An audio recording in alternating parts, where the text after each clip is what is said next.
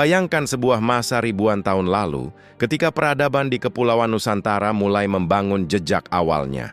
Di tepi Sungai Mahakam, Kalimantan Timur, berdiri sebuah kerajaan yang kelak akan tercatat sebagai kerajaan Hindu pertama di Nusantara, Kerajaan Kutai Martadipura. Kerajaan ini begitu istimewa karena menjadi saksi awal masuknya pengaruh budaya dan agama Hindu ke tanah air kita. Tetapi, kisah Kutai bukan hanya tentang agama, melainkan juga tentang politik, perdagangan, dan kebesaran raja yang meninggalkan jejak peradaban lewat prasasti yang hingga kini masih bisa kita temukan. Awal berdirinya Kerajaan Kutai diperkirakan berdiri pada abad keempat Masehi. Namanya diambil dari daerah tempatnya berada, yaitu Kutai di Kalimantan Timur. Menariknya, sumber utama tentang kerajaan ini bukan berupa catatan tertulis panjang seperti di India atau Tiongkok, melainkan berupa prasasti Yupa, sebuah tugu batu bertuliskan huruf Palawa dan bahasa Sanskerta. Ada 7 buah Yupa yang ditemukan di daerah Muara Kaman yang menceritakan tentang para raja Kutai dan tradisi keagamaan yang mereka jalankan. Melalui prasasti inilah, kita bisa mengetahui siapa saja penguasa awal Kutai, sistem keagamaannya, hingga hubungannya dengan masyarakat.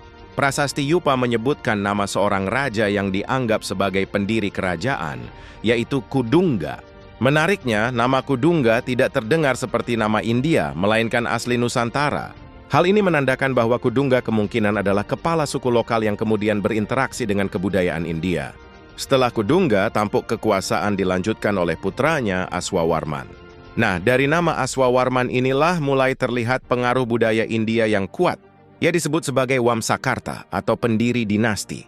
Artinya, Aswawarman dianggap sebagai raja yang benar-benar mendirikan sistem kerajaan Kutai yang berlandaskan Hindu.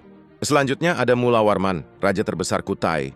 Prasasti menyebutkan bahwa Mulawarman adalah raja yang mulia, dermawan, dan sangat dihormati. Ia dikenal suka memberikan sedekah dalam bentuk kurban emas dan sapi kepada para Brahmana. Yupa yang ditemukan adalah bukti upacara keagamaan pada masa Mulawarman, yang menandakan berkembangnya ajaran Hindu, aliran Weda, di Nusantara. Kerajaan Kutai memiliki struktur sosial yang cukup jelas. Raja menempati posisi tertinggi diikuti oleh para bangsawan, Brahmana, dan rakyat jelata. Para Brahmana memiliki peran penting dalam upacara keagamaan, termasuk menuliskan prasasti Yupa sebagai bentuk penghormatan kepada raja. Secara politik, sistem kerajaan yang diperkenalkan oleh Aswawarman mengubah struktur kepemimpinan dari yang sebelumnya bersifat kesukuan menjadi kerajaan yang terorganisir. Inilah titik awal terbentuknya sistem monarki di Nusantara. Dari segi ekonomi, letak Kutai di tepi Sungai Mahakam menjadikannya pusat perdagangan yang strategis. Sungai besar ini menghubungkan pedalaman Kalimantan dengan laut sehingga memudahkan interaksi dagang dengan pedagang dari India maupun wilayah lain. Barang-barang seperti emas, hasil hutan, dan rempah-rempah kemungkinan besar menjadi komoditas penting. Kerajaan Kutai menganut agama Hindu aliran Siwa dan Weda. Hal ini terlihat dari prasasti yang menyebutkan upacara persembahan besar kepada para dewa dan Brahmana. Pemujaan terhadap dewa, upacara kurban, serta sistem kasta yang dibawa dari India perlahan diadaptasi ke dalam kehidupan masyarakat Kutai. Namun, meski pengaruh India sangat kuat, Kutai tetap memiliki nuansa lokal. Nama Kudungga adalah salah satu buktinya bahwa masyarakat Nusantara bukan hanya pasif menerima budaya luar, tetapi juga menyerap, menyesuaikan, dan menjadikannya bagian dari identitas sendiri.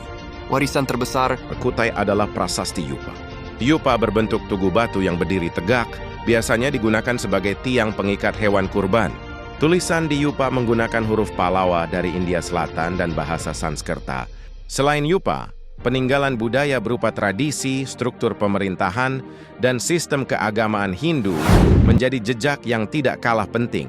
Meski bangunan atau candi besar tidak ditemukan seperti di Jawa, prasasti-prasasti Kutai tetap menjadi bukti nyata lahirnya kerajaan bercorak Hindu pertama di Nusantara. Runtuhnya kerajaan Kutai, seperti banyak kerajaan lain di Nusantara, Kutai pun mengalami masa kemunduran. Diperkirakan pada abad ke-13 hingga 16 muncul sebuah kerajaan Islam di Kutai Kartanegara yang semakin berkembang di daerah pesisir.